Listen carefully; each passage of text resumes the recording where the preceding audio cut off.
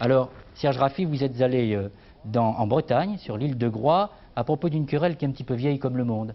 Oui, c'est exact. On peut parler de querelle, en effet. Le ministère de l'Éducation a ouvert récemment 2 classes de 6e et de 5e dans l'île de Groix, donc qui est au sud de la Bretagne, au large de l'Orient. Et dans cette île, après le CM2, les enfants sont souvent obligés de partir sur le continent pour entrer en 6e.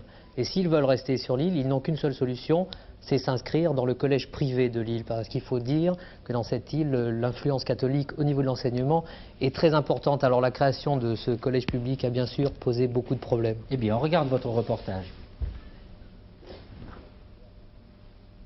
Voilà.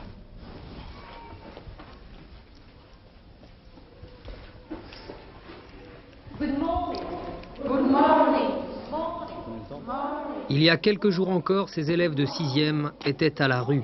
Pas de locaux et pas la moindre salle en perspective. En catastrophe, la commune leur a prêté 2 salles vétustes dans un bâtiment désaffecté de l'école primaire. Et pourtant, ces enfants vivent sans le savoir un moment historique, l'implantation d'un collège laïque en plein cœur d'un bastion de l'école privée, l'île de Groix. Désormais, les enfants en âge d'aller au collège auront le choix. S'ils veulent aller à l'école laïque, ils vont. S'ils veulent aller à l'école des curés, ils y vont. Et toi, qu'est-ce que tu préfères? Moi, je préfère quand même ici, hein, l'école laïque. Pourquoi? Bon, parce qu'à l'école des curés...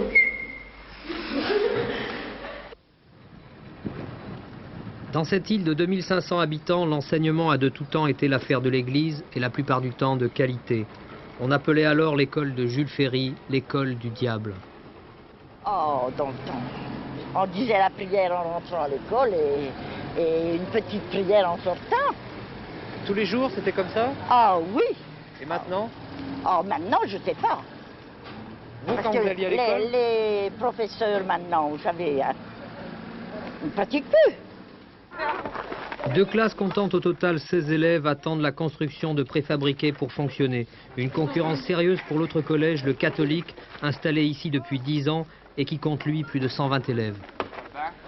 Moi, je ne suis pas venu ici pour rallumer une guerre scolaire. Je suis venu simplement pour essayer de mettre en place un service public. Malgré tout, le ministère a agi un peu vite quand même, décidé des crédits 3 jours avant la rentrée pour la création de 2 postes. Ça paraît un peu hâtif.